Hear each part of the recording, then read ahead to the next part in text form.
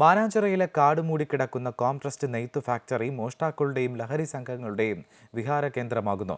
കഴിഞ്ഞ ദിവസം ഉണ്ടായ തീപിടുത്തത്തിന് പിന്നിലും ദുരൂഹതയുണ്ടെന്നാണ് നാട്ടുകാരും സ്ഥാപനത്തിലെ പഴയ തൊഴിലാളികളും ആരോപിക്കുന്നത്. കോംട്രസ്റ്റിലെ സാമൂഹ്യ വിരുദ്ധരുടെ ശല്യം സംബന്ധിച്ച് അമൃത ന്യൂസ് നേരത്തെ വാർത്ത നൽകിയിരുന്നു.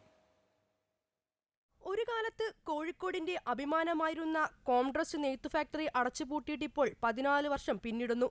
ഓടുമേഞ്ഞ വലിയ കെട്ടിടത്തിന്റെ പല ഭാഗങ്ങളും തകർന്നു. യന്ത്രഭാഗങ്ങൾ ഉൾപ്പെടെ ഇവിടെയുണ്ടായിരുന്ന വിലപിടിപ്പുള്ളതെല്ലാം മോഷ്ടാക്കളും സാമൂഹ്യ വിരുദ്ധരും കൊണ്ടുപോയി.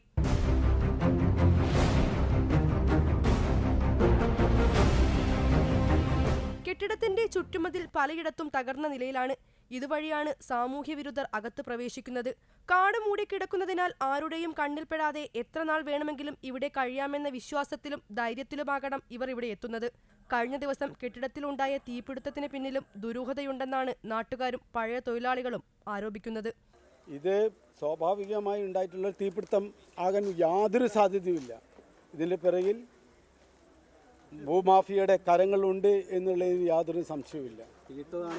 തീയിട്ട് തന്നെയാണ്, അതിന് യാതൊരു സംശയവുമില്ല. ഫാക്ടറി അടച്ചിട്ട സമയത്തുണ്ടായിരുന്ന തുണികളും നൂലുകളും നെയ്ത്തുപകരണങ്ങളുമാണ് കത്തി നശിച്ചത്.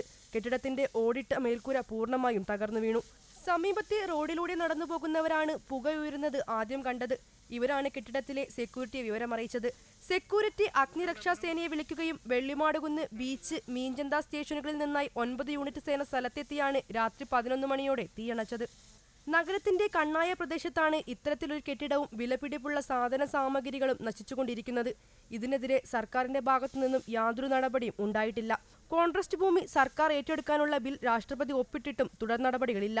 ഇതുൾപ്പെടെയുള്ള കാര്യങ്ങൾ ഉന്നയിച്ച് സംയുക്ത സമരസമിതി ഇപ്പോഴും സമരം തുടരുകയാണ്. അമൃത ന്യൂസ്, കോഴിക്കോട്.